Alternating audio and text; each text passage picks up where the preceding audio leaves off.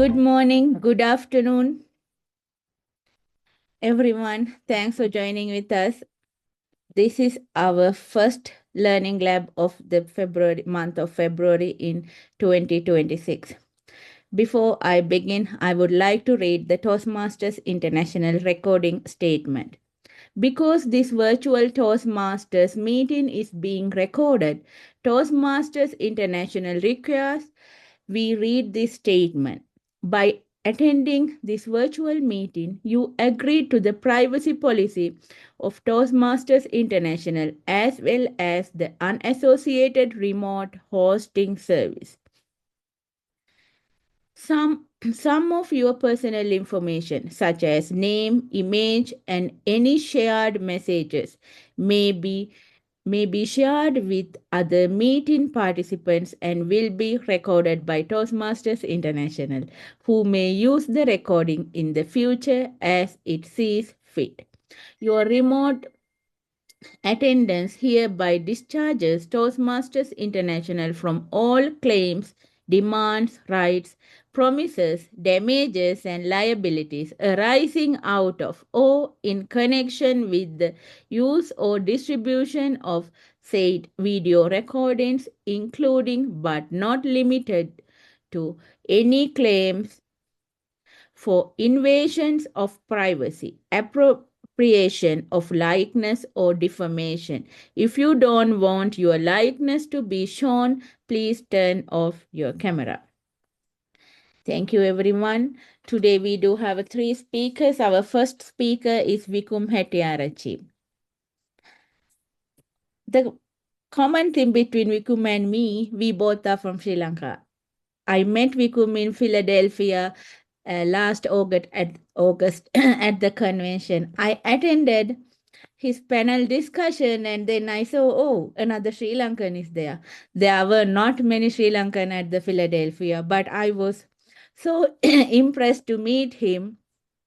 What I got to know, 25 years ago, we both went to the same university in Sri Lanka. But after that, we went in our different ways, and Wikum is joining with us today from Sydney, Australia.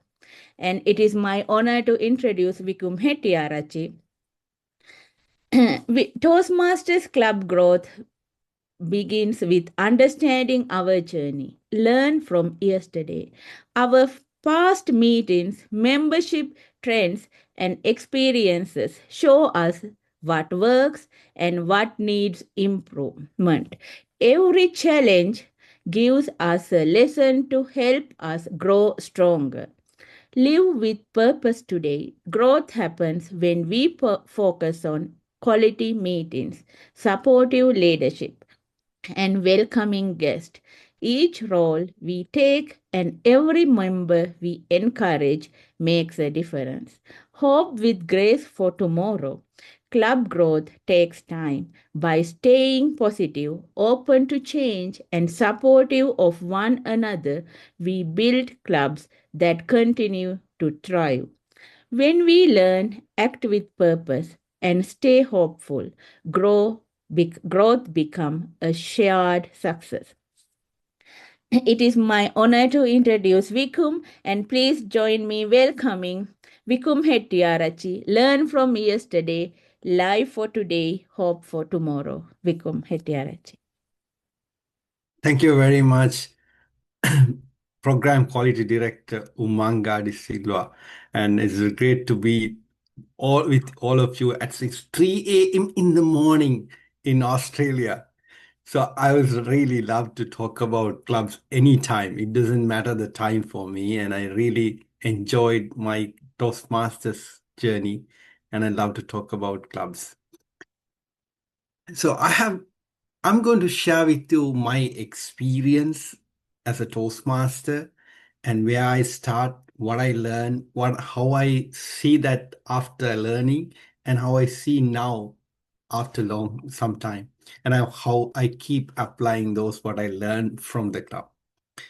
See, we are in a very interesting organization.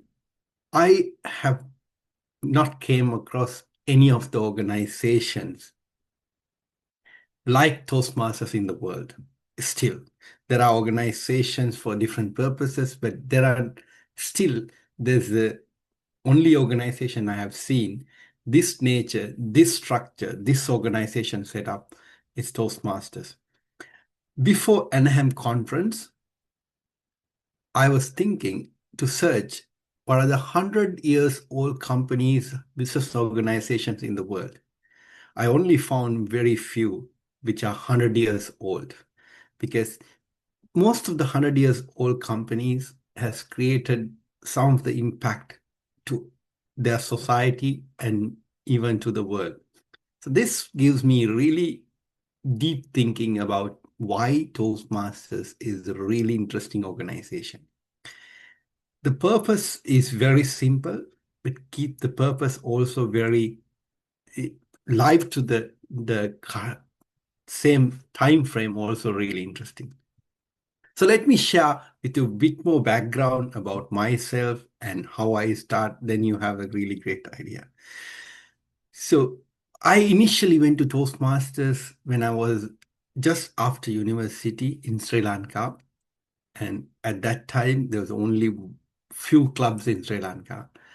And I I went with my boss, my manager. He took me to his very nice personality, help always young, new incoming employees. And he took me to the Toastmaster meeting and he left during the break.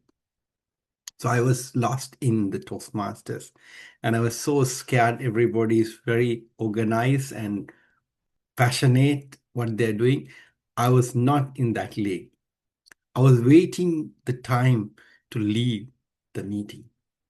But I found that that belongs to me. I have belonged to there, but I did not continue much as a member. But I always continue as a guest. After some time, I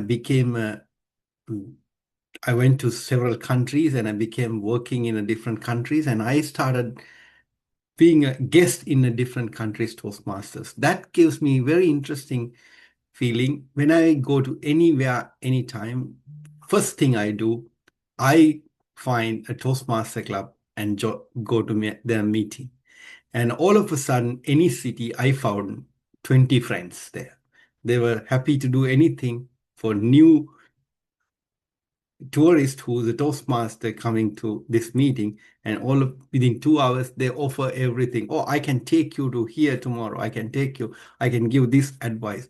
So I found this organization is really interesting. So 2014, I was in Shanghai. I was living and residing there and working for my work job. And then one of my friend who is in the work colleague, he encouraged me to join Toastmasters somehow.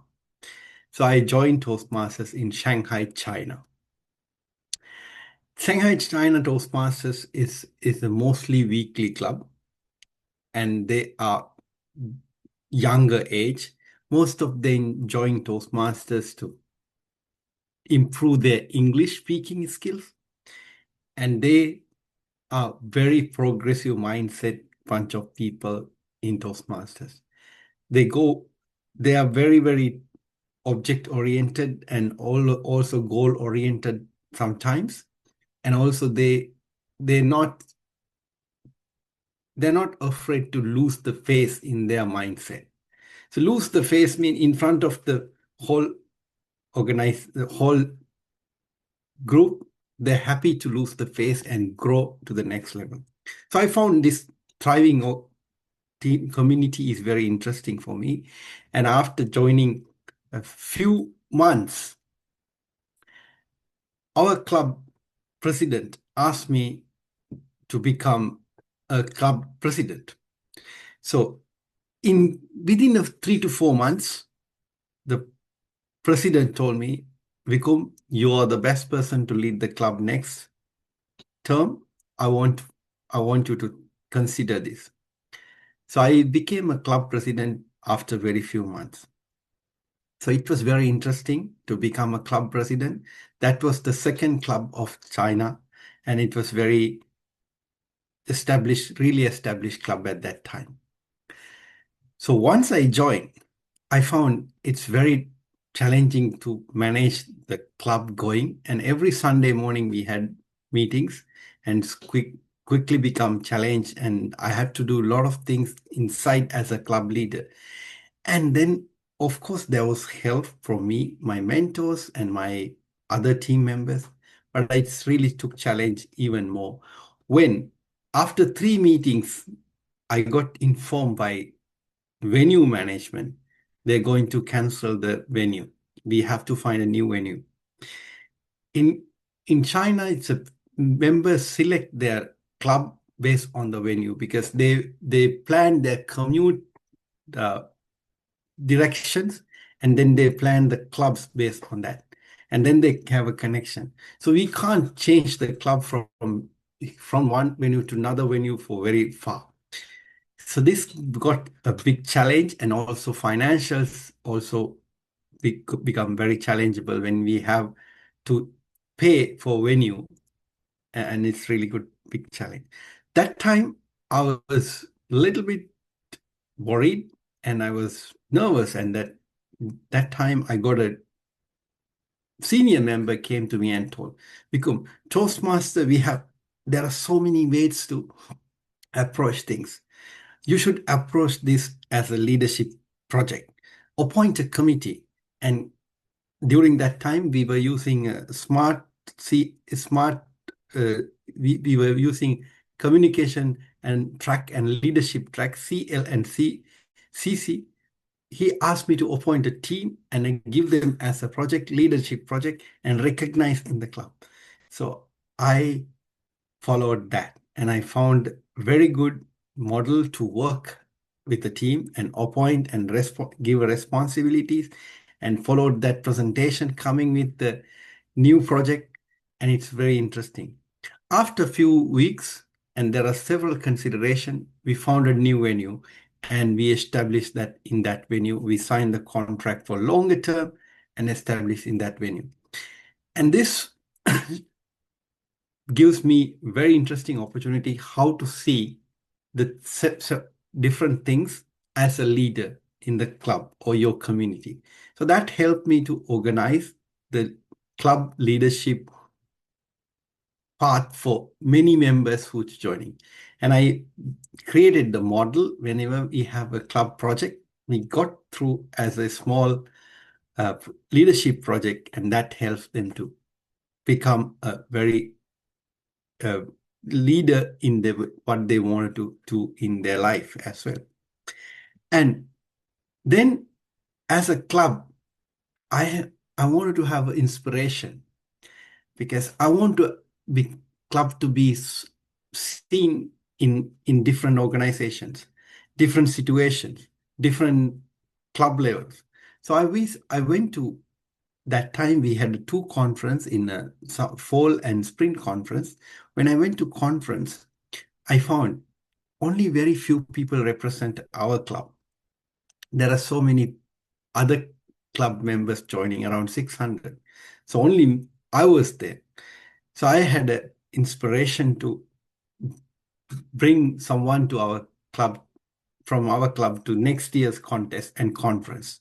And also, I wanted to have, because our club was one of the oldest club, I wanted to have a very big meeting for anniversary coming. It's a 800 meetings or 900 meeting. So those milestone meeting I wanted to celebrate. So that was my inspiration. That's what I was looking for. And after my term, then there was a new president elected, and that president was very talented lady, and but unfortunately we could not achieve what we want to achieve and what we want to plan. So then I felt, oh, this is not happening, and the goal I created, the vision I had, was not successful. And then what I was looking for, what is the sustainable model for Toastmasters Club? Then I created how many speeches we need to have per quality meeting, how many guests need to be there, how many audience we need to be there, and just created the model like with the how many numbers we need to have a really quality meeting. And also financially to be sustained, how many members we need to have every month to recruit to longer run, to pay the rent and manage the meetings, and also little extra money to have a special meeting at the end of this milestone when we comes to milestone. So this was the model I was creating, and I created that model, and we thought to have at least about five guests we need to have a really quality meeting, and altogether around 20 to 25 members with members, and then 3 to 4 speeches we have to have in a good quality club meeting. And even a table topic, we thought, okay, more than 6 table topic speakers need to have in our club meeting, and then we can have really good meeting. And each table topics, we need to have at least 3 to 4 guests speaking in that table topic, so then they can become a future member, and then we can encourage them after the table topic. We have an opportunity to encourage them after table topic if they speak. So this model we created, and then we practiced that model, and that was really successful. And we always adjust when we want a little bit. And then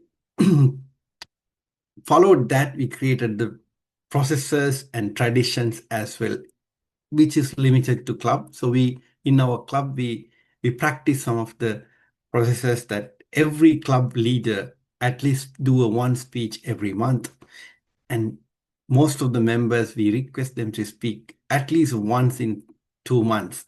And there's a big roles we call Toastmaster of the Day, Table Topic Master, General Evaluator. These roles, we were invite some of the senior Toastmasters and junior Toastmasters to new Toastmasters to do in a collaborative manner, so then they learn from each other. So we created these traditions and processes. And one of the important thing when we had challenges, we also had a pre-alignment meeting, or one day before we meet, very short time, and practice what we want to do next day. So this is one thing we did as a club leadership roles. And one thing I learned, we need to involve everyone in the club and every club officer. So that gives the ability of creating team and getting more ideas, and involve everyone, helps all of us to thrive to the next level. So that is the one thing I really learned. So involvement is really interesting. When I found each member has a different interest, each member has a different contribution models, contribution patterns, and each member motivate differently. So this I learned. So as a club leader, I learned those things, and then I could easily able to build a team. Sometimes I actually fail, but that failure was not failure next time. It was a great learning I took into the next level. One of the most important thing as a Toastmaster leader, plan the succession. I think first job of any Toastmaster leader, find your succession, to build your succession, plan your succession, shared your goals and shared your vision, shared Toastmaster learning with your succession. That is very important. Without succession planning, we are not going to have a future. All sometimes your effort, your thinking, and what you grow can be challenged very quickly. So I think succession is very important in Toastmasters or any organization I learn.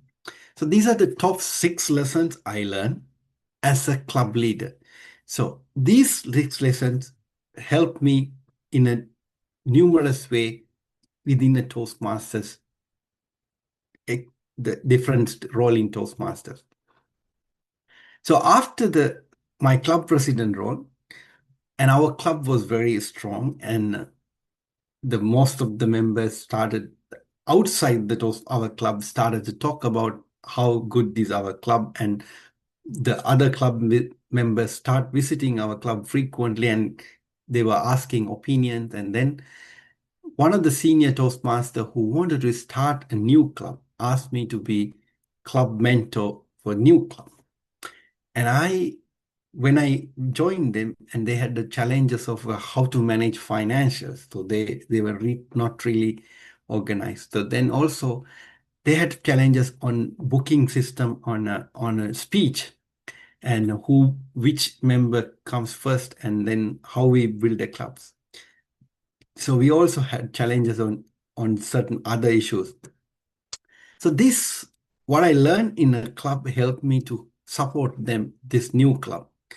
And then that club started to establish, and that club is really started thriving. When they started in Shanghai Toastmasters Club, normally we encourage them to do a joint meeting with another club, established club. So when they have a joint meeting, they learn each other, how they practice, what are their tradition, what are the process they do, how they plan. So that helps as well. So we had several joint meetings with these new clubs and showed them how we work towards the meeting.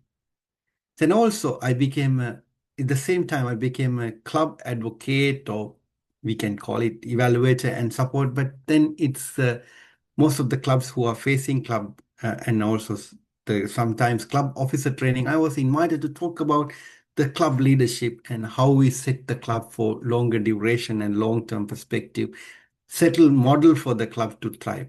So this was given me, and what I learned from club helped me to share with many clubs during different forums. So that's one of the things I learned. When I share with other clubs, sometimes some of the things they can implement, some of the things they can't implement because they didn't have the same team, they didn't have the same will, sometimes they didn't have same inspiration. So that's I also learned when I work with some of the other clubs. So when I shared these stories when we around the Toastmasters community in Shanghai, so then new district leadership trio elected in 2017, and they asked me to join a club growth team as a new club quality chair who's look after chartered clubs and the long-term journey of chartered clubs. So this was my responsibility, and I was helping to charter new clubs. And when the club chartered, I was helping them to become a solid and stronger clubs in the district. So I found when I'm doing this, the demography is very large, and then I have to travel sometimes. And I was trying to track the clubs in a different way. How can I monitor club is doing well? What are the clubs doing well? I was tracking. There are some lessons I learned from distance by looking at their agenda, by looking at their promotion, by looking at their communication to other channels. So one of the things I found, successful club, we need the committed members and mentors. Not really per se world champions, but very successful club really need very committed members and mentors. Sometimes the very top leaders clubs are not doing well, but then if you have very committed members and mentors, really well. So committed members is how many committed members we need. So this is one of the things I was always following. I found we don't need really 20 committed members. We need 2 to 3 committed members. Around 2 committed members is really important. And then they create another 8 with officer team. And they encourage, with their experience in Toastmasters, encourage that 8 to 9 members. And then they stay behind and guide this officer team to go next level. And those officer team, supercharged officer team, I would call, and they will find another 8, 10 members who are really work with them. So this way, you need around few members who are really committed and come to meeting and do focus on club for future. Club mentors, they're not really appointed mentors, but there are people who behind the club, they work with the club, but they encourage new members. They take mentorship role in the club's mentors, members who are coming to club, and then they help these clubs to stay strong. And they also help during the contest, they help their new contestants. So that's really helpful for this. And then also another thing I found from agenda, if your club has a 3 to 4 speech or at least 2 speeches every meeting, if they're from your club and if they are different every other meetings. So this club seems to be strong because they have a prepared speech. If it is Toastmasters, in Toastmasters, main product, main outcome is a prepared speech. So prepared speech gives very important platform for to club to become grow. So that's what I learned. Prepared speech is very critical in in in growth of the club. So I always recommend to have 2 or 3 or 4 prepared speech in every meeting. And also in Shanghai, the contest is really big news because the contest participation get the club members energized and hardworking and focused. So that's also contest participation always gives the clubs extra edge, and they get united, they get help each other, and the members' speech learning curve become a steep and a very fast approach some of the members take it. So I learned the contest also support for the club growth. That is one of the things I learned. And when it comes to new clubs, yes, you are very important to have a committed members and mentors same.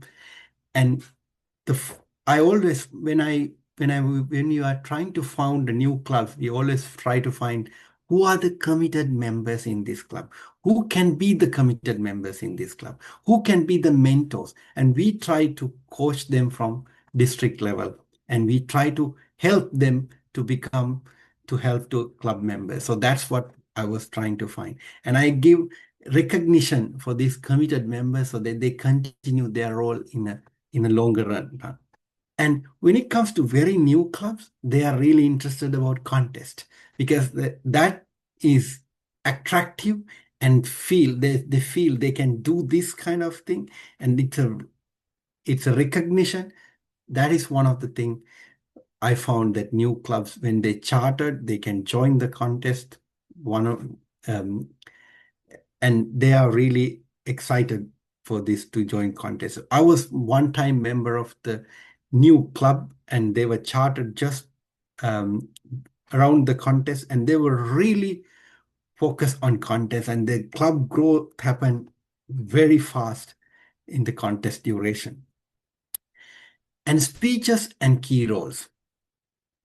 So that's also very important for new club. Establish the idea about the speeches and key roles, who takes these roles.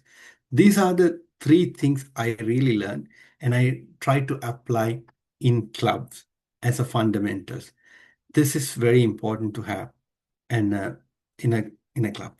If you have any questions, you can raise any time.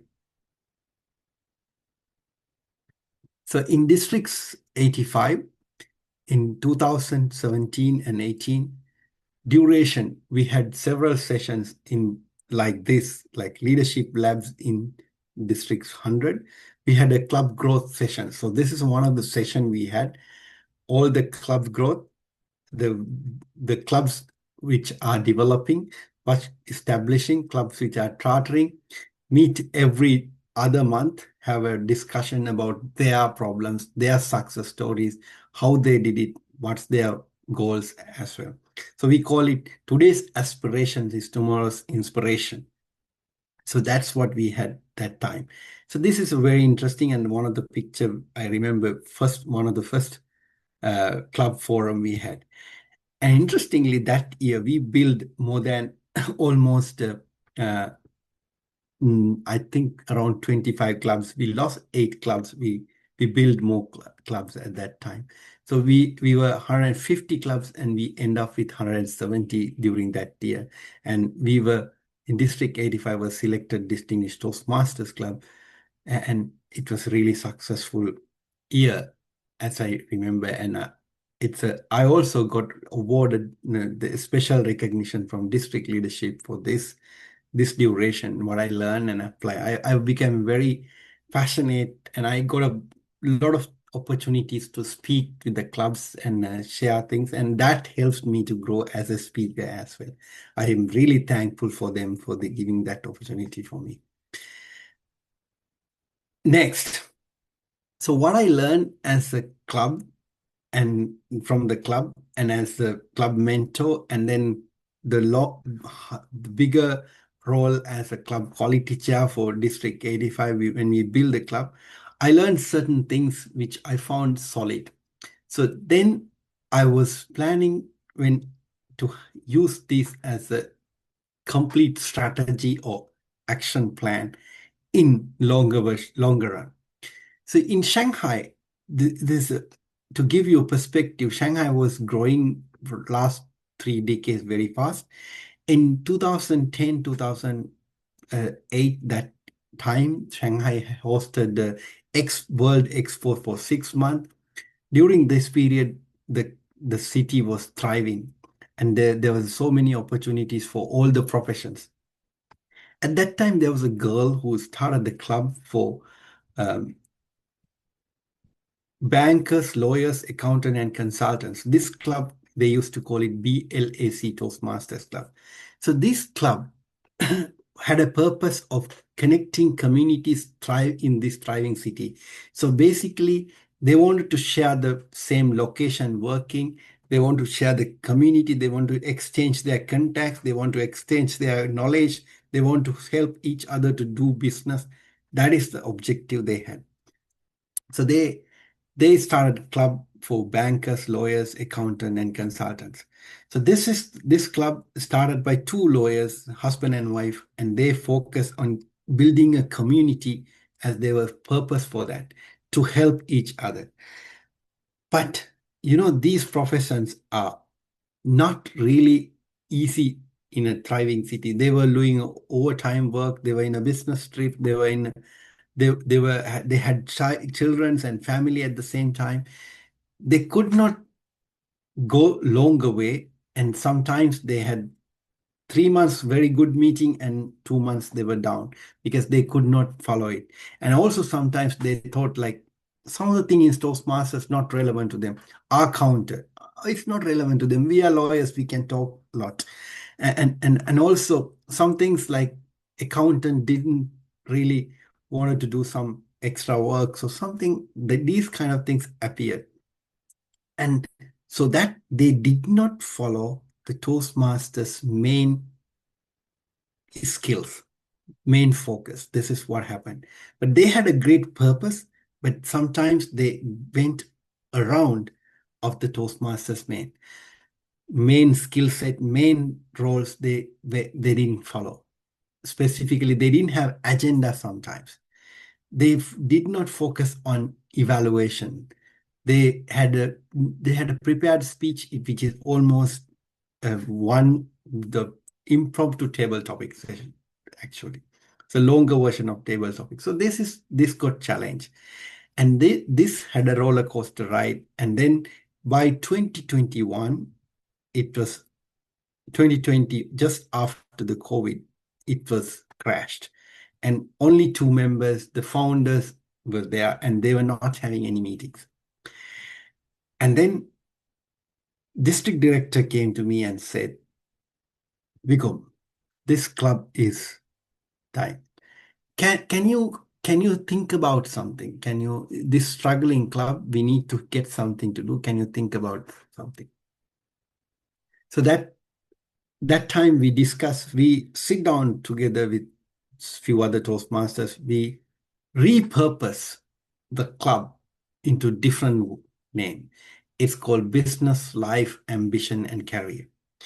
So in a city is focused on business, and Shanghai, after 10 years, they have changed.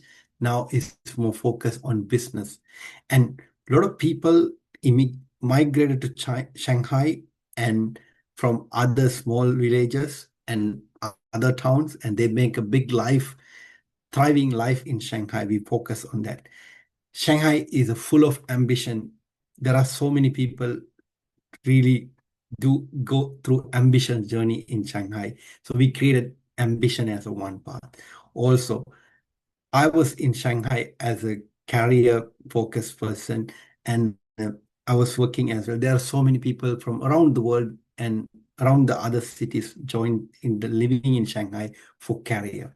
So we focus on those pillars. We started the club, repurposed the club based on this, and still keep the same community focus, and we focus on this, and that helps for us to start the club focusing, club thriving. So then we wanted to have a club, special club, and it which is relevant to the modern era, and also formulate as an organization which is not just a Toastmaster club, beyond the Toastmaster club and different limits. So we created a slide deck and we had everyday keynote sessions. So we designed what are we offering as the club. So the so we had a black meeting. So these BLSC meetings, we had keynote speakers, every meeting, keynote speakers. We had focus plan for each member to grow. It's like a formal corporate organization. When they join, we sit with them and have a plan for growth. And also, we had weekly reading materials, summarize. Everybody read different organization, different financial news, or maybe the book or latest book. We summarize all those things and we circulated with the members and shared them with the knowledge and what's coming, what's going on around the knowledge area. And also we had a community for BLSC community we built from the past BLSC members and guests, and it was more than 3,000 community around us. And so we also had a monthly special program focus on members' growth, and we invite someone to talk about how you grow and what you learn, how you apply in your life and your job. So a special focus one. And also we had a future speakers. That was one very popular among us. We invited one of the school leavers in the around five of them we invited to the club. And then we asked them to talk about what they want to do in future. So they were 17, 18 years old. They came with their parents and they talk about what they want to do, what they want to build, how they want to see the world. And that was fascinating. We call it future speakers. And parents, immediately, they want to join the club. They say, I want to be part of this club. So this helped us to go as well. And also we introduced monthly Pecha Kucha in this club. So Pecha Kucha sessions was very popular among other club members. So we invited other club members to do the Pecha Kucha in our club. Pecha Kucha session, maybe you heard about it, 20 slides. In each slide, it's automated to go, and then they can pick a topic and they can talk anytime. So these Pecha Kucha sessions were very popular as well. So we present this to all the club members when they are joining, and then we had a plan. And so this is one of the interesting slide I always share from this BLAC Toastmaster Club. What we learn in a club, formulate as a strategy and package it to take into the next level. So that is what we did in this. And we added what we can offer beyond the normal Toastmaster Club, how we expand horizons in this. So that is one thing I learned. So this helped me to the club to establish very, very strongly. And after some time, the club started thriving, and it's very good club in Shanghai. And that's one of the learning I learned this from this club. Sometimes it's the repurposing is really required when you're having, because you find a club, there's a reason, but that reason may not valid for the time, may not valid for the environment. Maybe we have to repurpose it. So this is what happened. And then when we were doing this situation, and then one of our close friend, actually, she came and said, Wikum, I have an area, in this area, one club is called DTM Toastmaster Club. They are having a challenges. But this club is also very established club, but they were all DTMs. They started the club with full of DTMs. You will remember then when all DTMs come from different background, they were really wanted to be a high quality meeting with advanced. They were focusing on really advanced skills and how we could take into the next level. And also critical evaluation. They had a really critical evaluations.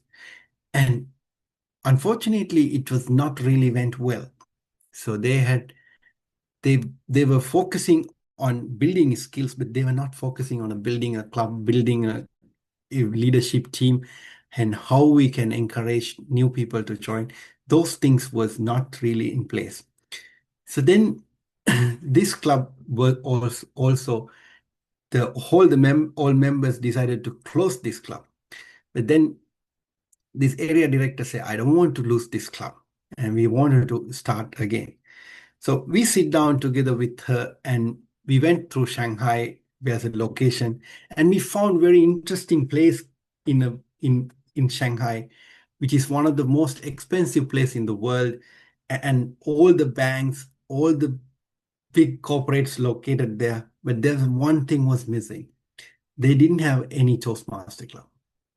So they had a very few Toastmaster club, corporate focus, and closed club. There's no community club at all. So this location, we thought of starting a corporate club, a community club. The first meeting happened in 2021, January, 2022, January. We started this first meeting.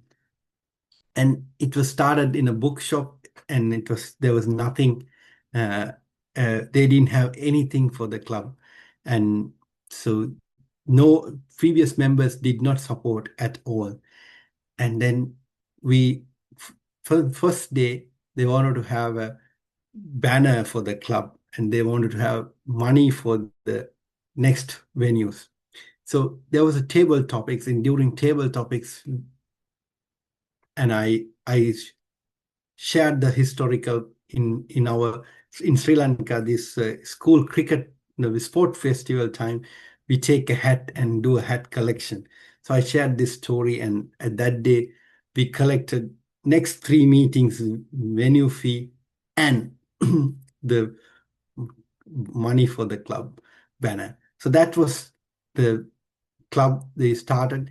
And then this club was focused on advanced skills and focused on critical evaluation. And it was named after the location, geographical location, and refocused on career. Because this location, there are a lot of people who, in a community wise, in your demography, there are so many young professionals. They wanted to focus on their career. They wanted to focus on what they're doing. So we focus on this club was completely refocused to career-based Toastmaster club. And then it started thriving, this club as well. This club started thriving long term. And yes, last Saturday, they celebrated another annual milestone meeting, and I took picture from there. So these are the applications of my learning as a strategy, looking at the club. So how can I do it? So the second club, I did not involve. I helped them to create the the theme and also give them ideas. This team build this club in a Lujasi Toastmasters club. This so I practice in a different ways what I learned from the club. And last, I wanted to highlight one important thing is incubator club. I found this there's a clubs which are plain and they only focus on Toastmaster skills and they only do Toastmasters speeches and evaluations and but they are so thorough and those are very important and those are very established as well and they stay long away, long term, and they are sustainable. These clubs members become the founders or charter members, founding presidents of new clubs. So as a district leaders or anyone, these clubs are really critical for your division or district or your area. Focus on incubator clubs. They are the clubs, and if you can build incubator clubs, they will build more clubs, and that's the club growth. So I would like to highlight the summary of this presentation. What I learned in the club yesterday was very helpful, and I was able to find what works and what does not in a different settings as a club, the contributor to Toastmasters district. And I always try to find why there's a club. There's a reason, there's a purpose, why they started this club. There should be someone had a great idea. That idea is there still, but we have to rethink what we need to do. So the finding why, the initial founders why is really critical. And next, most important as a Toastmaster member, long-term and succession. Think about long-term and introduce processes and also succession, leadership succession. This is very important as well. So when now, if you get a new role in a Toastmaster, the first thing I focus normally, who is going to do next year this role? Let's start build this person. Let's start get involved. So that way, I also try to get involved more people, more creating more small roles, and then we can learn what they want to do. So this is what I wanted to share with you. And the hope is not a waiting for future. It's a growing members who will create it. So we will always have hope, but which is not just a hope. We just have to build members today, and they will create our wish, our hope, our future tomorrow. Thank you very much, everyone. If you have any question, I'm happy to answer. Thank you so much, Wikum. It was a great session. All the lessons that you learned yesterday and you shared with us today, and we will have a hope and we will apply these things tomorrow. I always really like to learn. Being a Toastmaster, that is one thing. That is the one life lesson I learned. I am still learning, and I always like to listen what others learn. So if you have any question, please ask. Floor is yours for question and answers.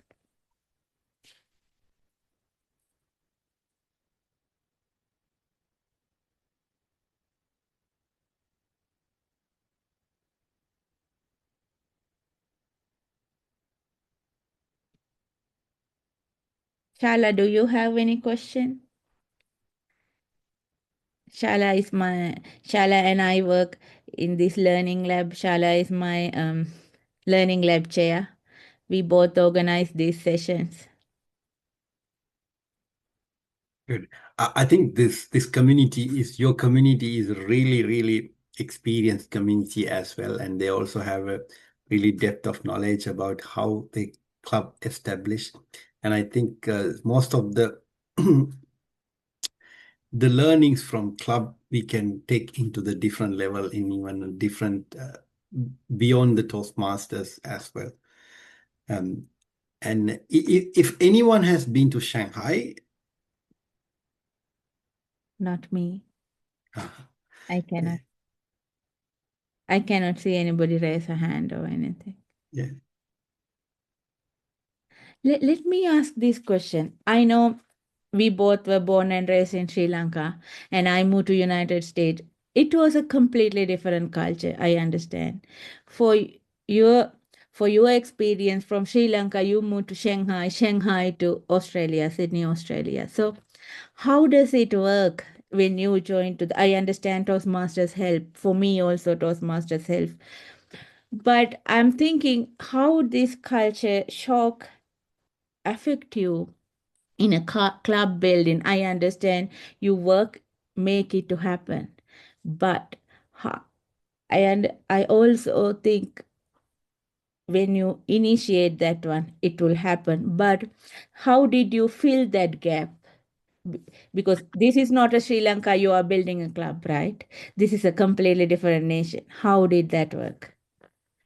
yeah, very interesting. I think the question is about again the why this club is there, why we are building a club. So I have been in a different countries, not only Shanghai and China, the state or Australia and also other countries. It's a different. Every country has their own club culture. So in the clubs in Shanghai, clubs in Australia, that serve different purpose to the society, different purpose to the community. That's one of the thing I really learned. If you think about the China, it's a pure learning and professional development, the platform. If you think about Australia, it's a community organization where most of the members may be in a different age group, and they are meeting each other. They're sharing their life with each other. That's a very important part of the society. So the reason behind it is really important to understand. And also, if you think about India, if you think about I have been to Thailand clubs, I've been to in clubs in France, and they're all taking a different approach. But I think that's why the Toastmasters is a really interesting organization where the the each club, each city is a differently focused. And I really love this aspect to understand what's the specialty of this club in here and why they're there and what are their tradition, how they focus, what's their contribution to the society and community and how they grow. And this is what I learned. And after coming to Australia, I'm learning that more and more. And in Australia, the clubs in corporates are much more different than clubs in the city and clubs in the villages and clubs in the farms, and they're really different. So this is really the good to learn. And through clubs, we see the society and we see the country as well. And it's really important to focus on why we have these clubs. So thank you, Wikum. That is a great answer, and I am very happy. Also, one more question I wanted to ask because I heard that you said sometime your plan did not work because when we work as a team, that is some what we can expect because all are not have the same accountability for our plan. I heard that couple of times you said you failed. How did you motivate yourself to this is not my destination, still I can see my future?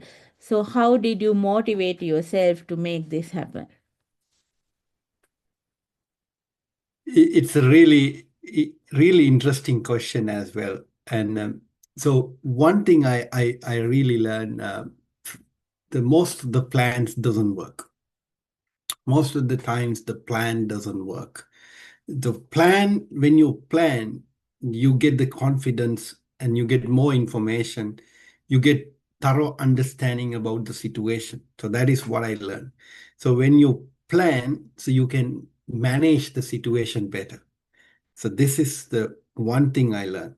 So any of the corporates, any of the countries, the plan may not go to the same way they initially thought about it. But then when we arrive at that time, see, you get more clear visibility of what works, what doesn't work, and then also you have alternatives. You have a better information if you plan. So I think the planning is really good, but but also we have to understand when you plan, it's not going to work. It's it gives you opportunity to do better. That is all. So when you feel it's not if doesn't work, it's not failure.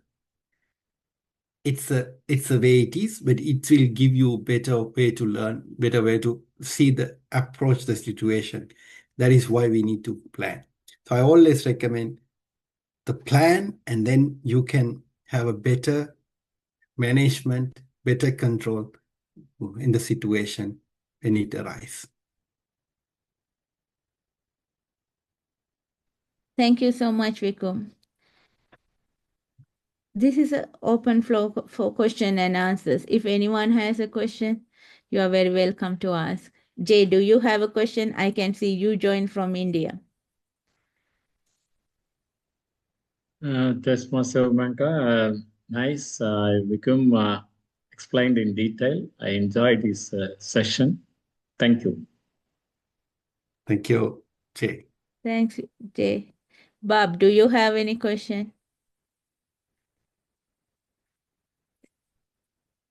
Bob doesn't have, I think he said no. Hi, Jackie. Hello. I'm coming from upstate New York. I really enjoy coming to workshops from District 100. You do an excellent job. I love them. Thank you. I just happened to stumble upon them at one point, and I just keep coming back. Thank you. Sorry. I do have a question, and I think it's common to a lot of Toastmasters clubs is what do you do when you don't have engaged members and officers?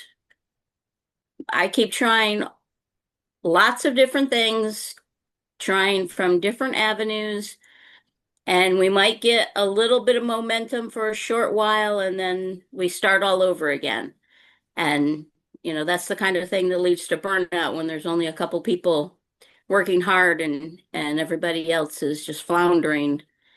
And we're always starting at zero. Do you have any thoughts? Oh, that's a very, very good question. I think it's a challenging one, the situation as well. What I learned recently, I learned something from a corporate world. They organize the team building events, and those team building events basically to understand the team. Those team building events main objective is what other person likes, what other person character is. So then the people can interact them and people can make a connection through these team building events. So I learned from there. So if we can learn about our team more and more and how they're willing to support, maybe we can elevate a little bit the status. Maybe we can get their support a little bit better. So that's one of the thing I I learned. So it's not one stop. It's evolving situation. We have to keep learning what's going on with our team. So as example, we always when we doing in a clubs in Shanghai, we always had a chance to think about what's the going on with their jobs, and if they're going for interviews, we created the mock interviews and have a mock interview to help them. So these kind of things we did, and that helps them as well. So always learning about your team help you to get better support from them. This is what I learned, but it's challenging. But I think still, if you can try, you get a better benefit with that. Thank you.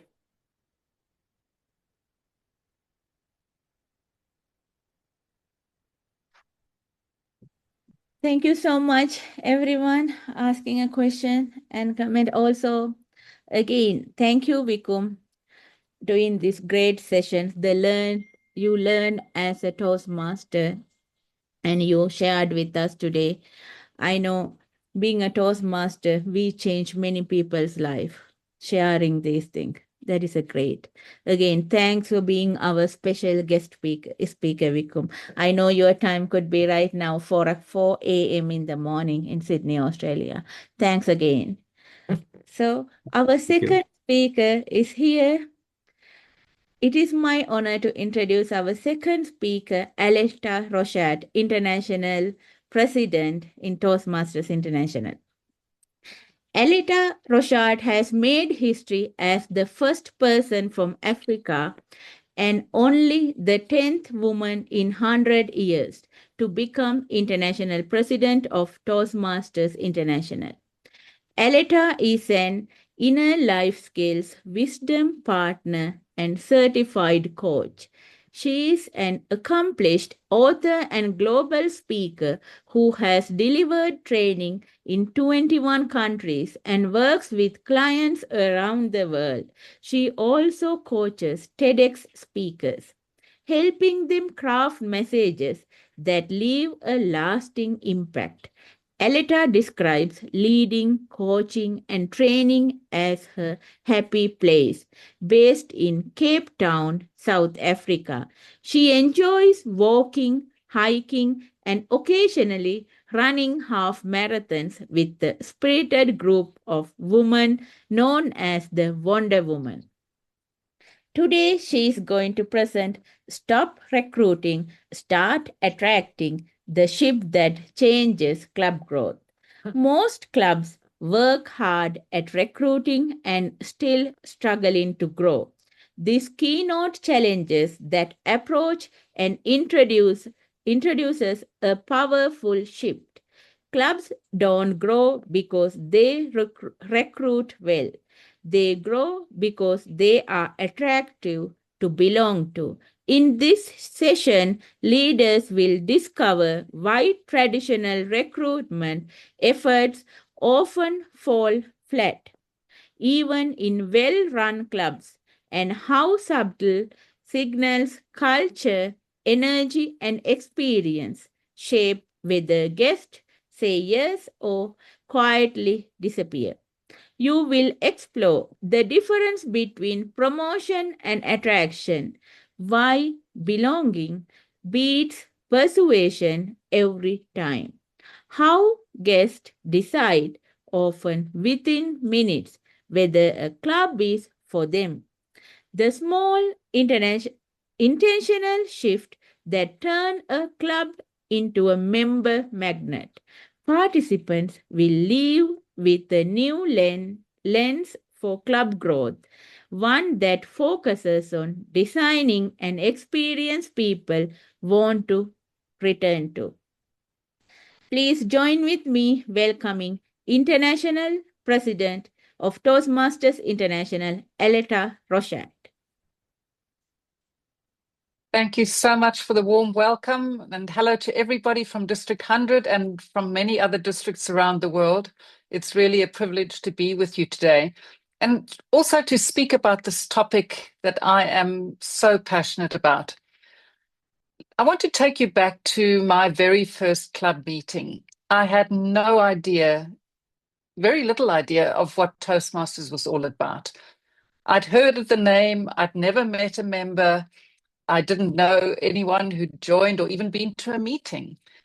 And I joke that I was running away from my kids and I wanted some me time. And that's why I went to my very first meeting. When I walked in the door, nobody made a fuss of me. I paid my money for the evening and found a place to sit. But within the first 2 minutes of that meeting, I knew I would join. Why? Because I could see it was so professionally run. The people who were on stage that evening doing speeches or evaluations or whatever they were doing, table topics, they were people I aspired to be like. They gave me a lot of value in exchange for my time, for my being there, for making the effort to drive to that club. In the same building, another Toastmasters club met on a different night of the week. And later on, learning about that club, I'm not sure I would have joined if I'd gone to that club first. What happened when I went to my first meeting was it became impossible to say no, because the value exchange was so powerful. And that's what we need to strive for. People don't want to be recruited, they want to be attracted.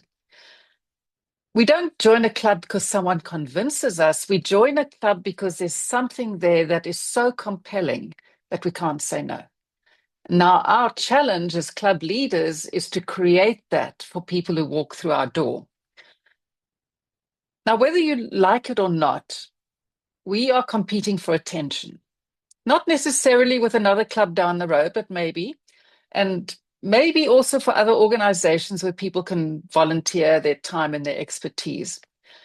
But we're actually competing with Netflix. We're competing with exhaustion. People work hard, they're tired, family commitments, inbox overload, and of course, the couch. That is who we are up against. So we have to make our meetings so valuable that everyone else says, thank goodness I didn't just sit on the couch and binge watch my favorite show. I came to learn and it was so worth it. So we have to have that wow factor, because let's face it, you and I could do 10 different things instead of going to a club meeting any day of the week. So we have to have that value exchange. So why should someone come to your club? And why would coming to your club meeting be better than staying at home? That is the real question we have to answer. And it's not always an easy question to answer. So for me, we have to get back to basics. Your club meeting is 90% of your marketing. You might have open house flyers, social media posts, a website, all that might get people into your door. But your club meeting is what keeps people staying or joining up or coming back.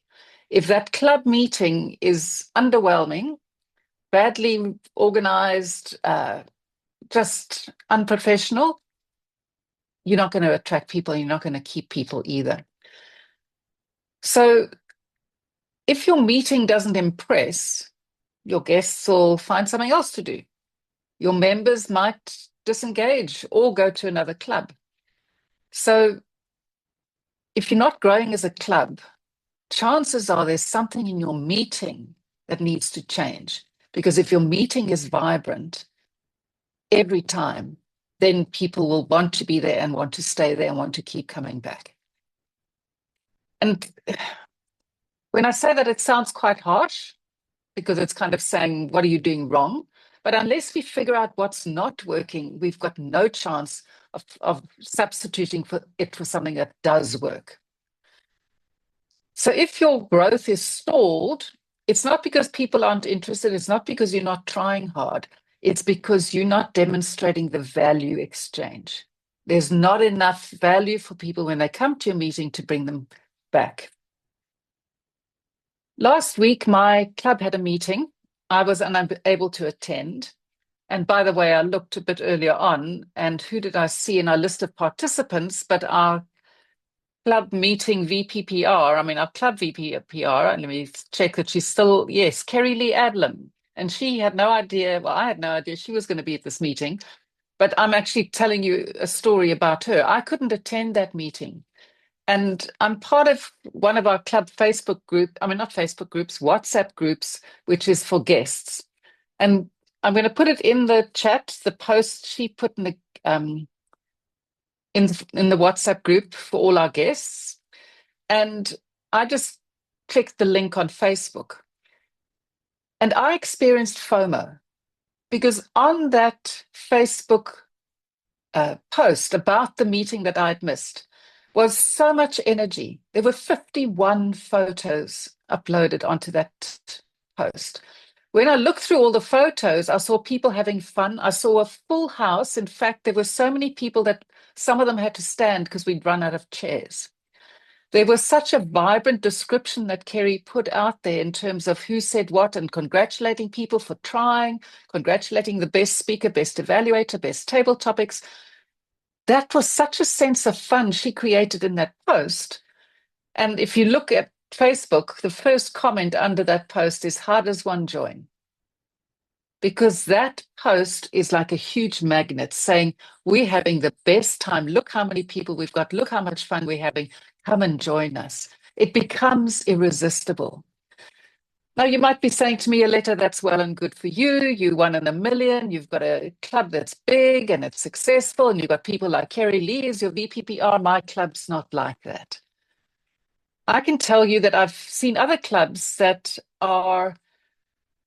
did something similar on Facebook, just using photographs of them having fun, photographs of them at a contest. And they put a couple of these photographs to music.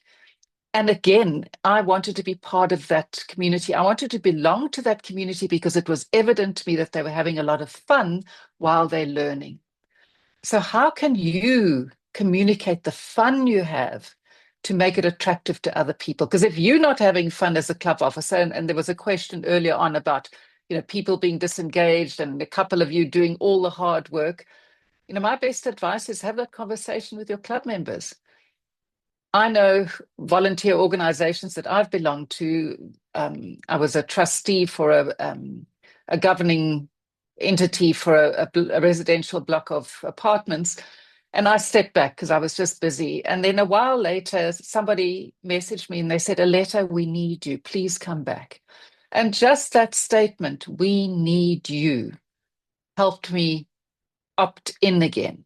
So are you engaging with your members? Are you engaging with the ones that have taken some time out or aren't coming to meetings? That sense of belonging in your community is a very powerful force. And the more you can nurture that and build that community and say, I missed you. You weren't at the last meeting. I hope you're going to be there at the next one. Or I haven't heard you speak for a while. Come on, let's schedule your next speech. Those little moments of engagement and caring build the community, and that community becomes stronger and people opt into the community, not just into the program or into the organization. So your meeting is your marketing, and then be your own best advertisement. Make sure that however you sell whatever you're doing in your meeting becomes part of people saying, gosh, I don't want to have FOMO. I want to be part of this community. When you do it that way, you don't have to convince people. You don't have to do a big recruitment pitch. You don't have to chase people because people are just attracted to you. But you sell yourself. On a scale of 1 to 10, I want to ask you to rate your last club meeting. Now, 1 means it was painful, it was flat, it was forgettable. You kind of wished you hadn't been there. And 10 is it was epic, energizing, it was unforgettable. Put in the chat to me how you rate your last club meeting and tell me in a comment why. What was missing? Be very interested to see what everyone's experiences are.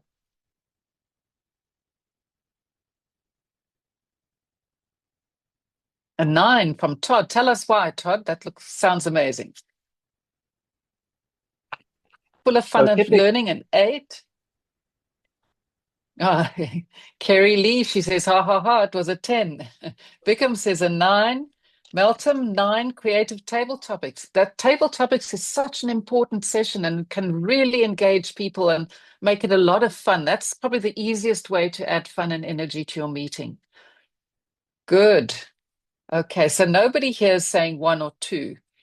So make sure that if you go to a club that's meeting is under par, that you give them feedback and say, come, this is a quick and easy way for you to make your meeting more vibrant. 10, rockstar women speakers, mostly because of the camaraderie of our sisterhood. Brilliant. Yeah, exactly. That's what you want. And that's what you want to export. And that's what you want to advertise. That's what you want to draw attention to. Now,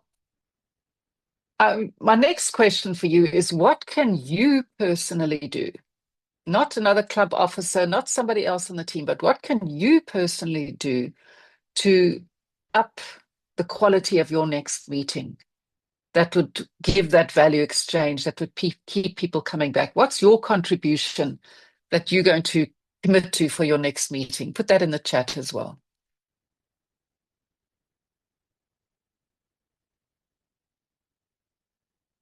I appreciate members who really do some innovation in the meeting roles. Absolutely. Talk to guests before the meeting starts. Larry, that is so important. I remember when I was club president, that was my policy. Before the meeting starts, every single guest has been introduced to the president, had a few words, and other members of the committee as well. Because then you think, wow, people are so welcoming, and that's very powerful. Promise to be there at the next meeting. Yes, yes. So each one of us is a contribution, and we can never sit back and say, it's not my job to recruit people. It's not my job to make this meeting fun. Each one of us has got a role to play with that. Katie says, be prepared to fill any given role. Some clubs often have no-shows. Absolutely. And I would also say that that is a good thing to remind other members to do, to always have a speech ready. And now that we've got some of these leadership roles or meeting roles as part of Pathways, have a successful Better Speaker series or successful club series presentation ready, so that when someone drops out, not only are you ready to be a contribution by stepping into that void, but you can also get credit on Pathways for doing that presentation. So just by being a little bit prepared, a little bit ahead of the game, you can be ready to step into any, because people cancel, we know it happens, but are you ready to be the one to help out? And if you are, you're really helping your club. Follow up after the meeting to see that they enjoyed it. Yes. Phone the next day, call them, don't text them, call them. We had it on Zoom. Normally we're on person, averaging about 10 members and 2 guests. On Zoom, we were able to have more Toastmasters around the world join us, and had between 18 and 25 with visitors and guests. Brilliant. So that again is vibrant when you've got so many people coming from all over the world to attend your meeting. That tells me immediately that you've got something that's attracting those people. You're not begging them to come. They're beating a path to your door, which is amazing. All right. I want to talk about value. As I've already said, you have to have a value exchange. If I'm giving you my time, my money, my energy, I want value back. And the value is expressed in how much I learn from you, how I can grow personally, and how I can learn from all the others in the club. So last year, I went on a couple of district visits. And in 2 of those visits, I visited 7 clubs, attended their meetings. In those 7 clubs, and I'm assuming they didn't take me to their worst clubs, they took me to their better clubs. I was shocked because in those 7 club meetings, the word Pathways was not mentioned once. Not once. So when you introduced the speech, there was no saying Aletta's working from presentation mastery. This is level 2, project 1, nothing. And I was shocked because if you're not talking about Pathways, how can people understand that that is where the value is in our program, working through that curriculum? And if you're not talking about people progressing through levels, how do I know that you just do an odd speech and nothing more? I mean, how can I understand what's involved?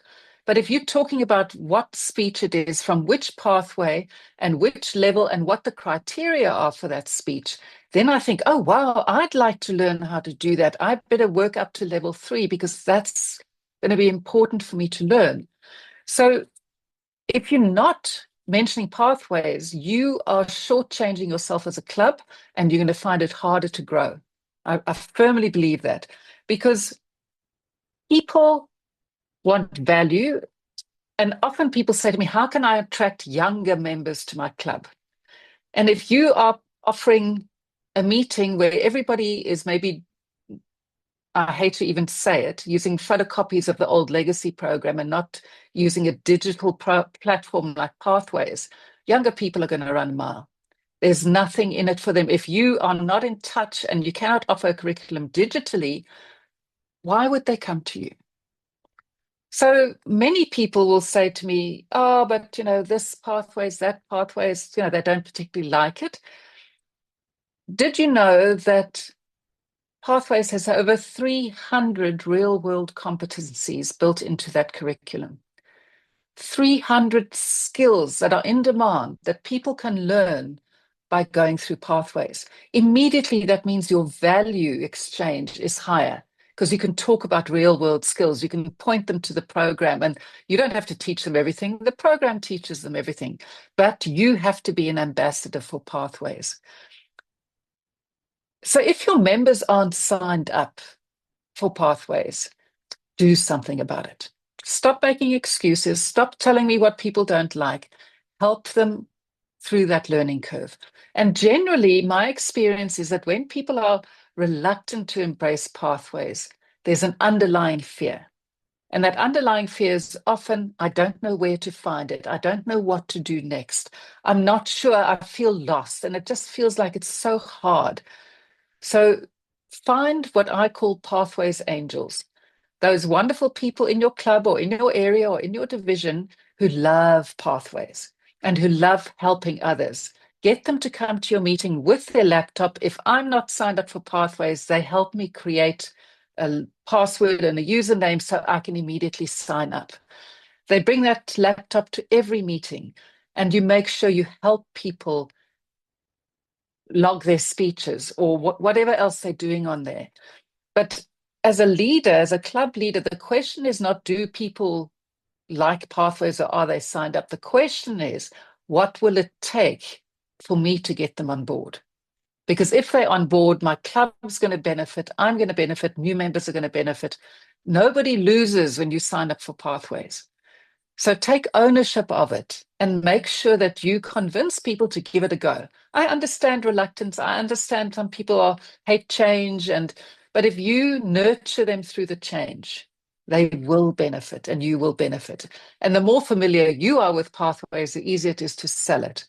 So do something about it. That it is such a powerful program, and our members need it, especially younger members. They want to see it digitally. They do not want to see photocopies of old programs, which, by the way, is not on. That's way out of our integrity core value. So please, please make sure you don't do that. I also want to say that one of the best ways to build your membership is to showcase transformation. I came across a club in my district that did a member moment at every meeting.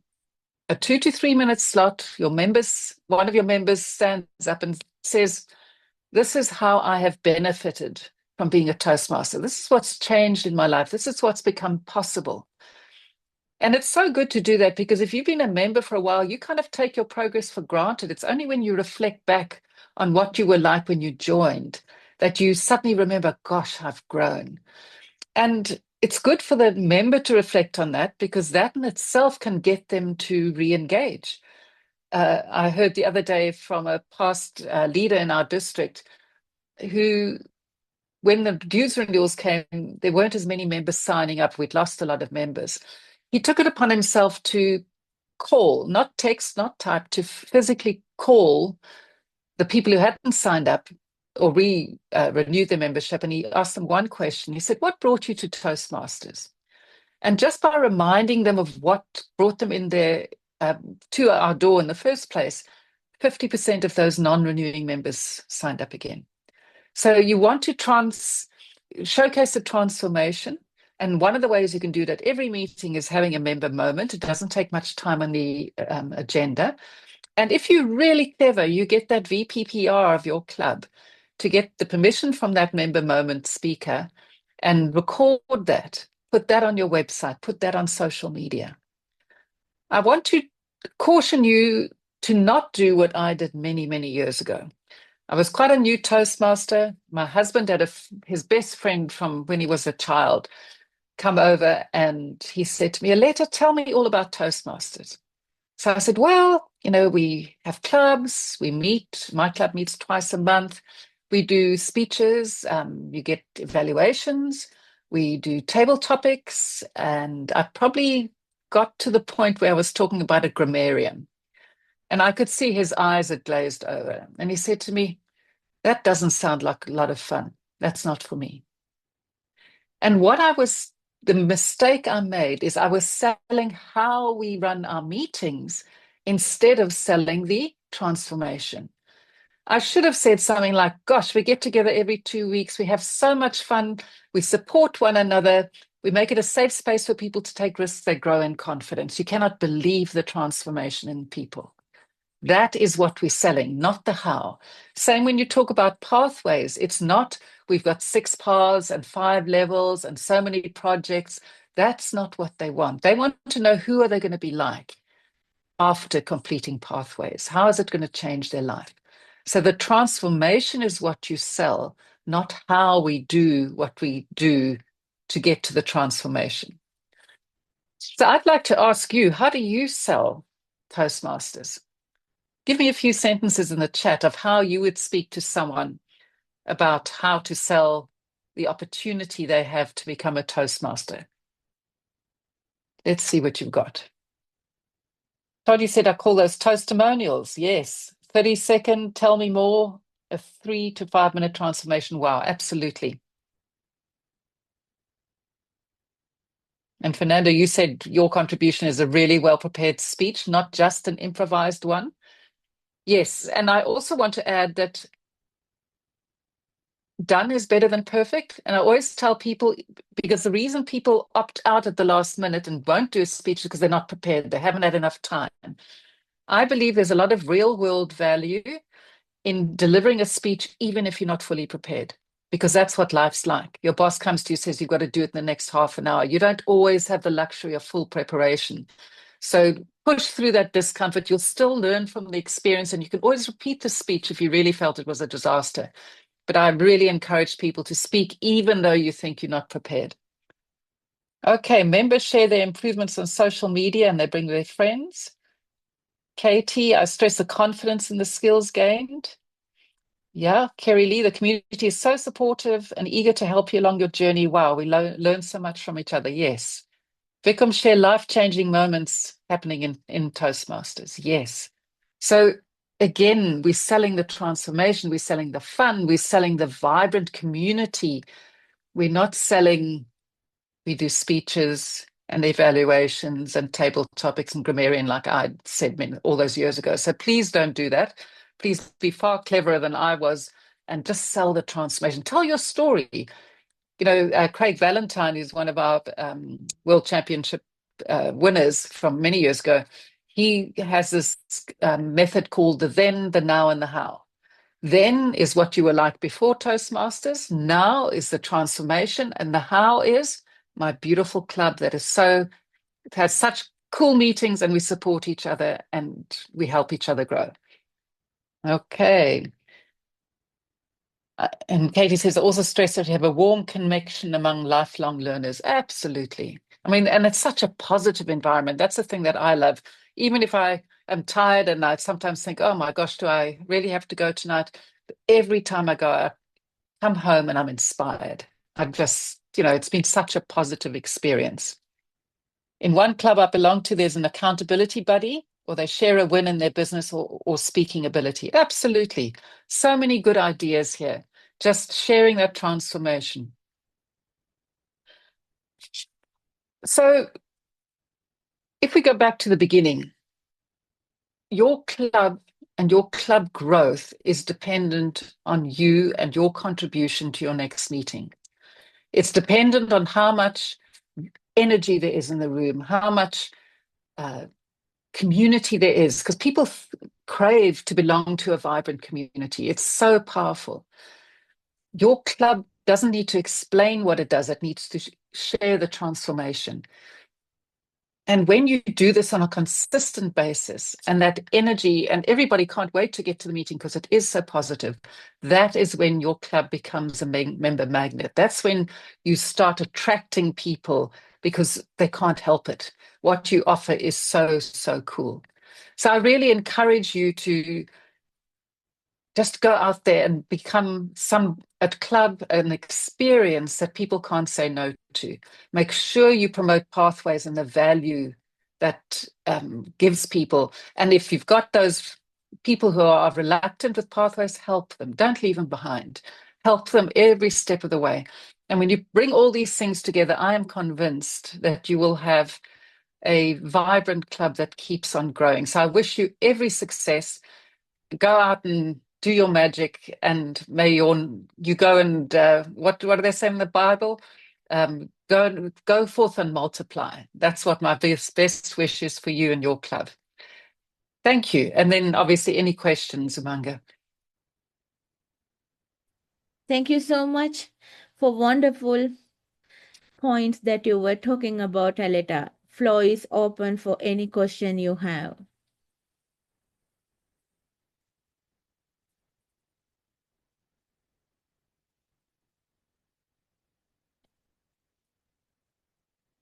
Aletta, I saw the link that you shared with us about your club in Cape Town. I was so impressed because I heard from you, you meet twice per month.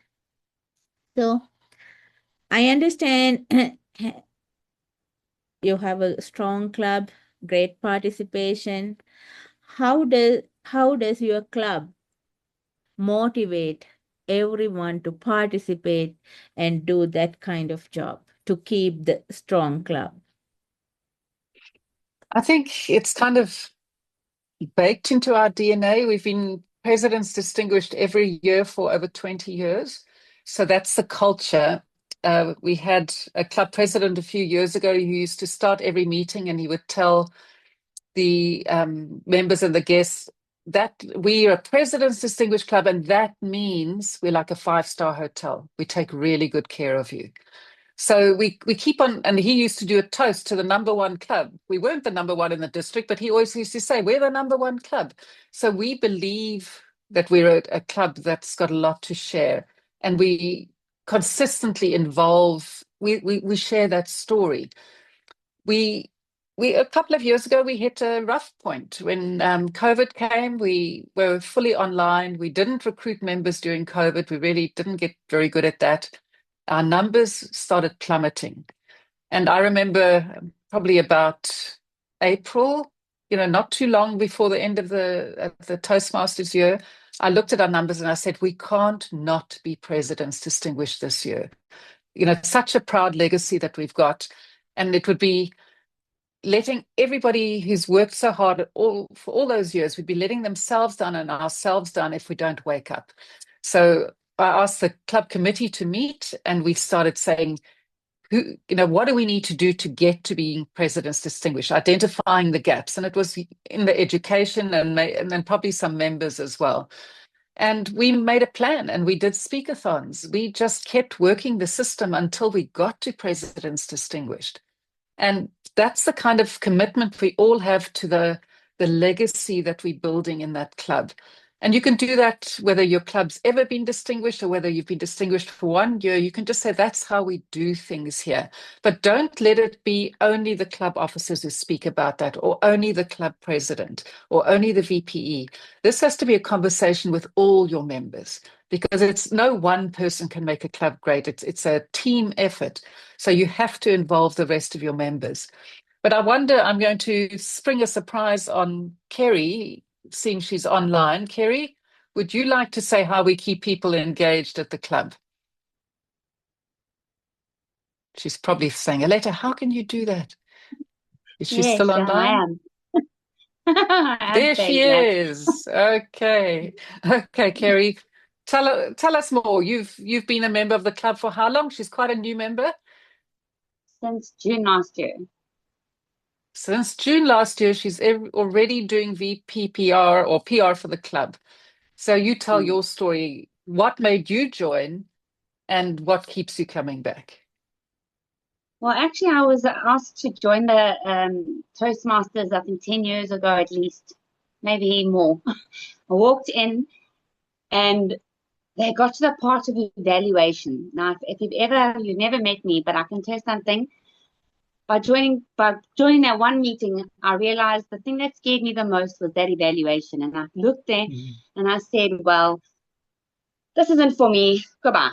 And I said to the person that took me to the meeting. I said, thank you, that's not for me. And I never went back again. I'd seen that I've watched them grow through Toastmasters, and I'm like, that's good for you. And it took me 10 years. Last year they said, okay, you know what? It took me, just come with me to a meeting again. I said, all right. And they changed venues. They'd gone to, it was part of, maybe it was the same club. I'm not sure if they'd moved venues, but I didn't ask those questions. But I went back to the club, and I was put no pressure on. But the system had changed also. They didn't have manuals. They had pathways. So I do agree with Lisa that we do need to do that pathways thing, because it gives us members an idea that there is a format that they can learn from.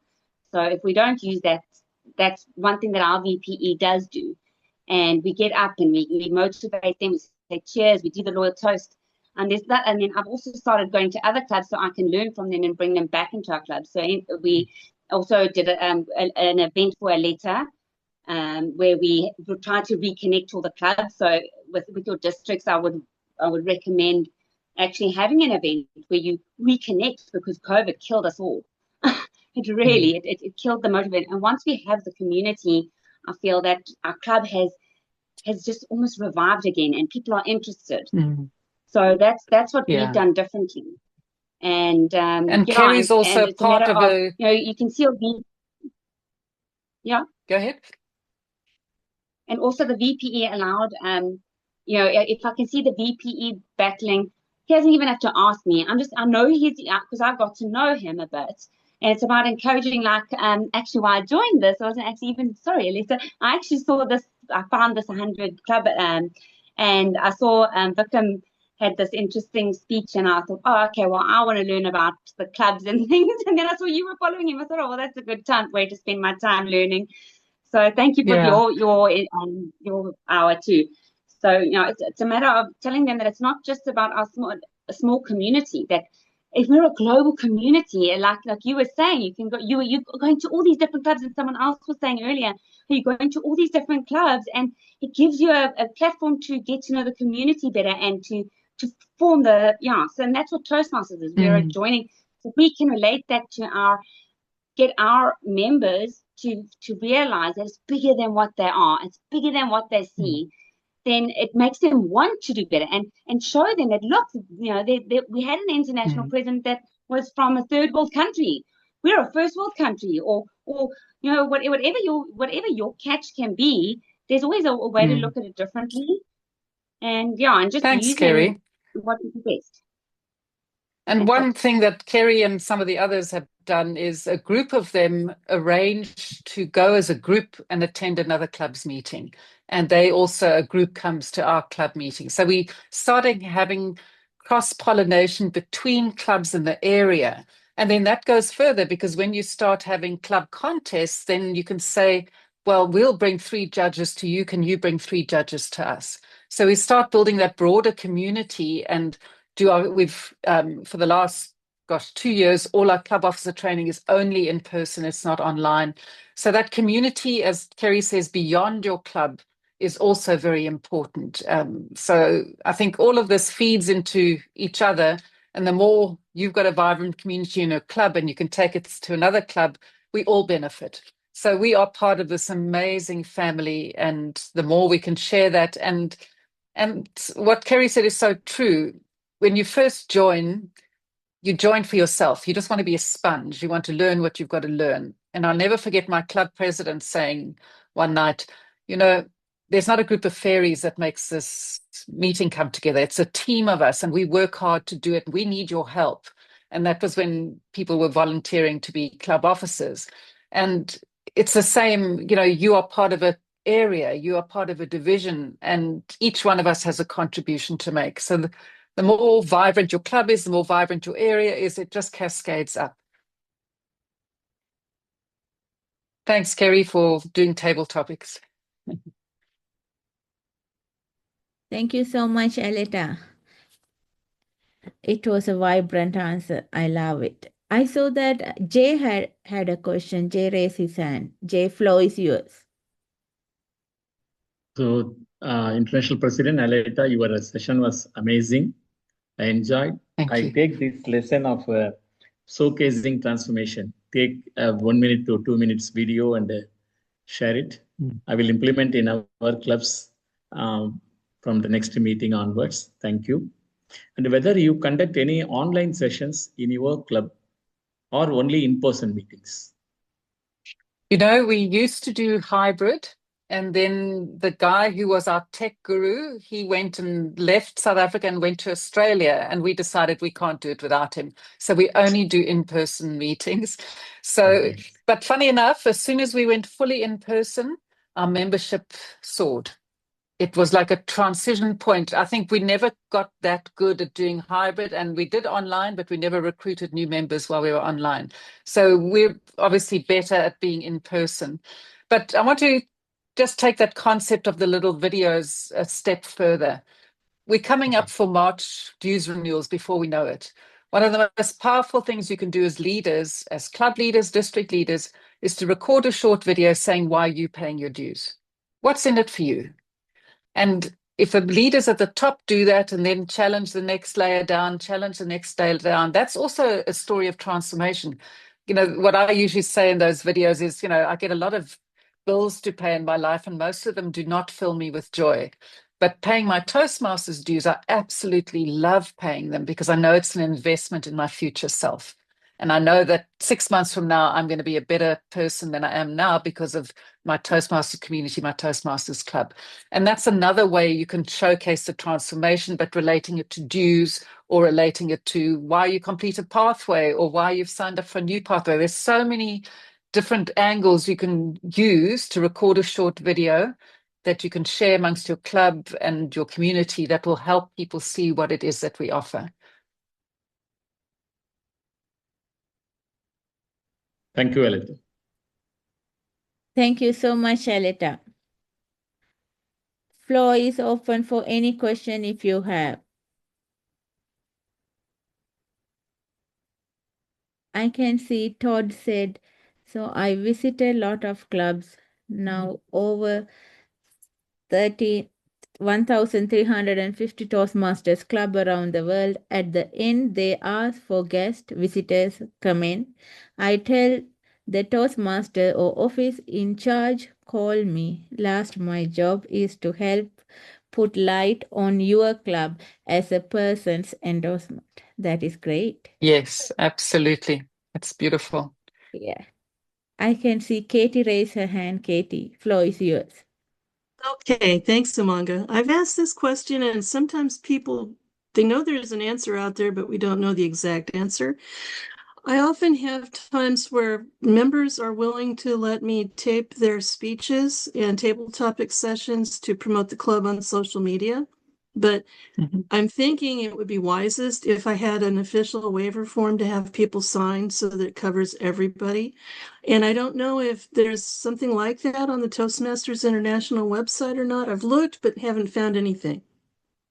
Katie, I can't say for sure, but I would say that probably exists. I suggest you email districts@toastmasters.org and ask them, because I'm sure you're not the first one to say that. And I think if I had to post something on social media, it wouldn't be the speeches.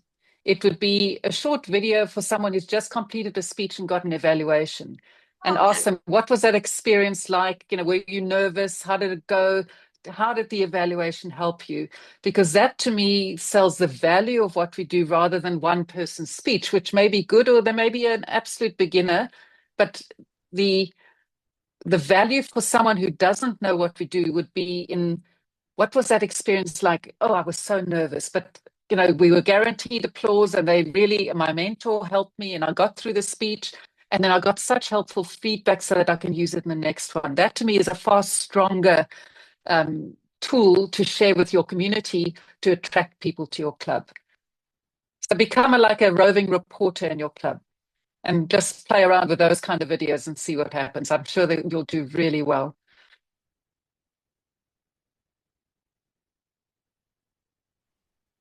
Thank you for that. Thank you, Aletta. Thank you so much. So if you have any question, please ask. Floor is open for any question. Also, I have I like to make a comment about visiting club. During pandemic, that is one thing I did. I attended many clubs and I learned many things. Also, not about that. What I learned, I brought it back to my club and I apply. That is great thing. That's what we do always being a Toastmaster. So I'm very happy about that. Todd visited 1,350 Toastmasters club around the world during this Toastmasters journey. Wow. It's great. So, Todd, would you like to talk about anything about that?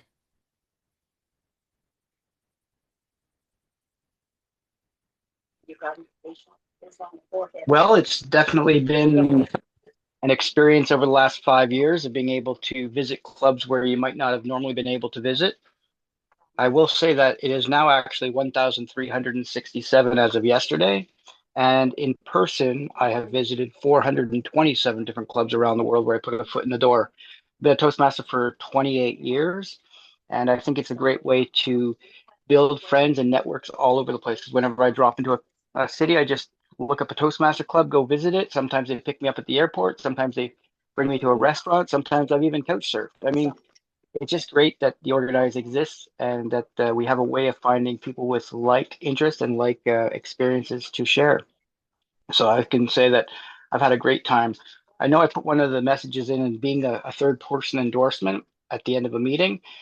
In one or two clubs, I've made the mistake where I always say that the club should be they should always believe their club is the best. I mean, if you don't believe your club is the best, then it's hard to present from a position of power as a position of weakness.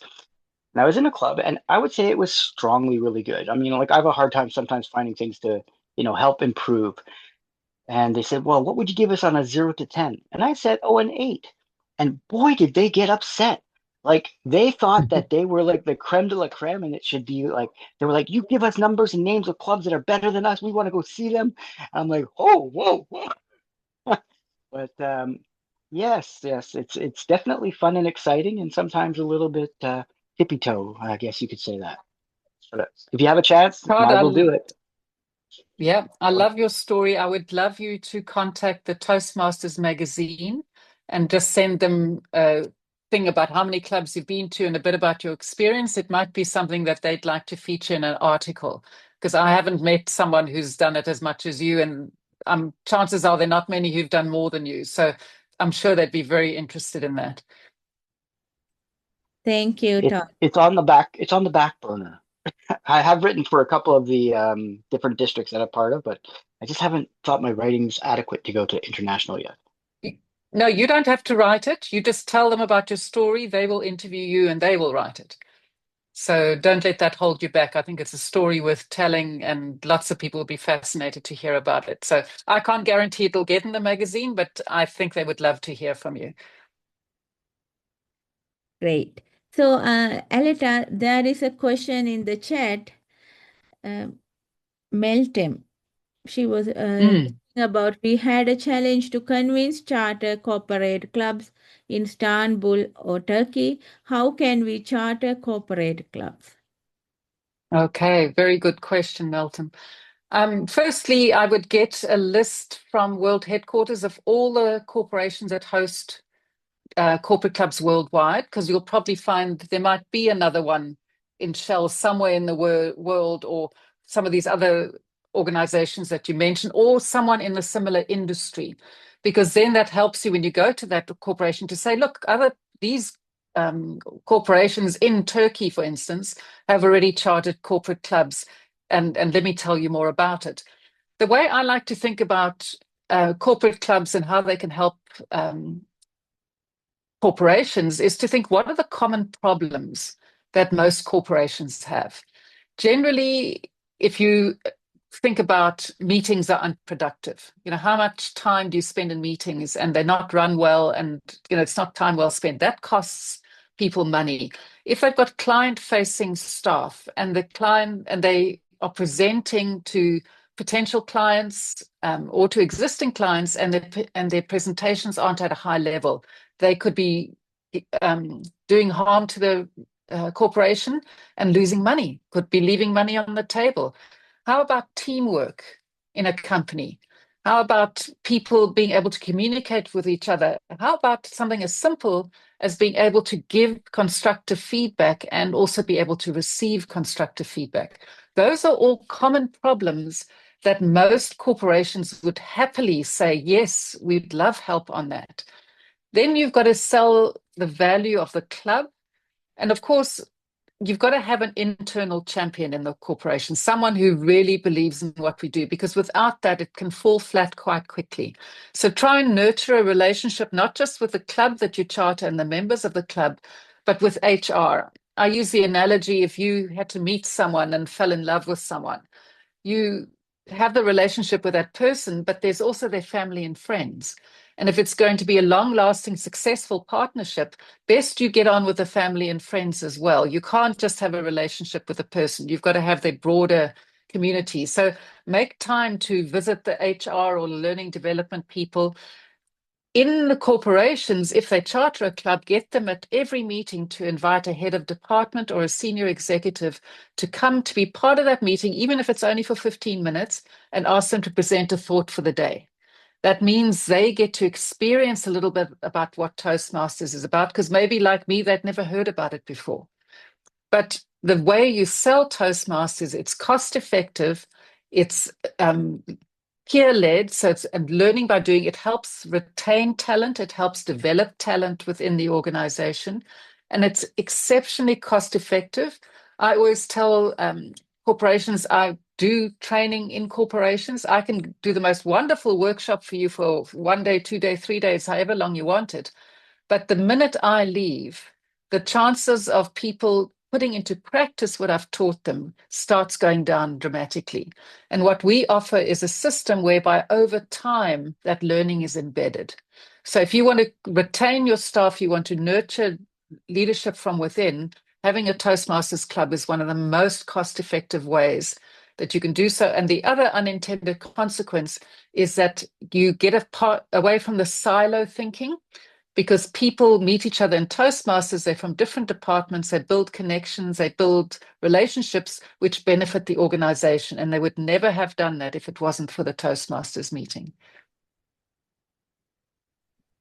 Thank you so much, Aletta. I can see Wikum raise his hand. Wikum, floor is yours. I take opportunity to add comment to Alicia, the statement, and also try and take a chance to ask question from Alicia. The comment is that we did a survey in corporate clubs in China, District 85, and we found that employee churn rate is low. Employees stay if they're members on Toastmaster Club longer than normal employees. That's the one thing we Love found. it. And I would like to ask a question. Now, Alicia, you reach from club president to different level, and now you're international president. And you, I think you crossed the different time eras of Toastmasters, from normal Toastmasters CC manual and digital version, and so. And also, you had a now lens to see different regions in the world from top of the Toastmasters. So, what are the challenges in perspective the clubs face at this moment? The main challenges compared to eras, compared to regions. Is there any differences? The challenges, I've just come back from mid-year training where I was in the group that was from Africa and the Middle East, some people from India, that was the group I was in. But I've spoken to people that were at the other mid-year training events. The challenges are very similar. Retaining members, getting people to put up their hand for leadership, getting the job done, holding people accountable to do the job they've signed up to do. So that's all very common. The differences are sometimes the demographics in the regions where we're growing faster, Africa, the Middle East, the Far East, those regions, our average age of our member is far younger than it is in the slower growing regions, which is fascinating to me. So, there is a huge appetite for what we offer in younger generations, but when your average demographic for your clubs is my age, not young, then you might find it more challenging to attract younger people. But when you do attract them, take good care of them, because they in turn will attract more of them. And in my club, our oldest member at one point was way into his late 70s, and we get people straight out of university. So as long as that community is welcoming, there's no reason why you can't have a huge range. But it's not rocket science, but it is challenging. You're managing people, and people are always, we're busy, we've got different ways of doing things. So to my experience, or in my opinion, the things that trip us up, it's usually around people. We can look on a PDF or a manual or online to see what we have to do next by when, but it's motivating the team. And if you can learn to do that in Toastmasters, where nobody has to do anything you say, we're all volunteers. But that skill, you take that to your real life, whether it's to your family or whether it's to your community or your career, that's incredible value. So yeah, the beauty, if you ever get the chance to go to a district conference or to an international convention, do yourself a favor and go, because there you will meet people from all over the world, and you speak the same language, you connect on a level which is just so beautiful, and we're all doing the same thing. We're just coming from different cultures and languages and backgrounds, but we're all there because we love this organization and we want to grow ourselves and we want to help other people grow. And that is probably our biggest thing that's worth sharing, because that is what makes us special.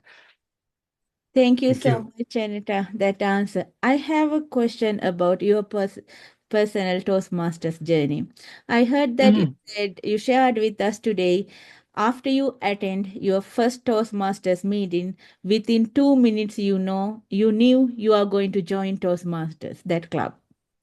Today, you are International President, Toastmasters International.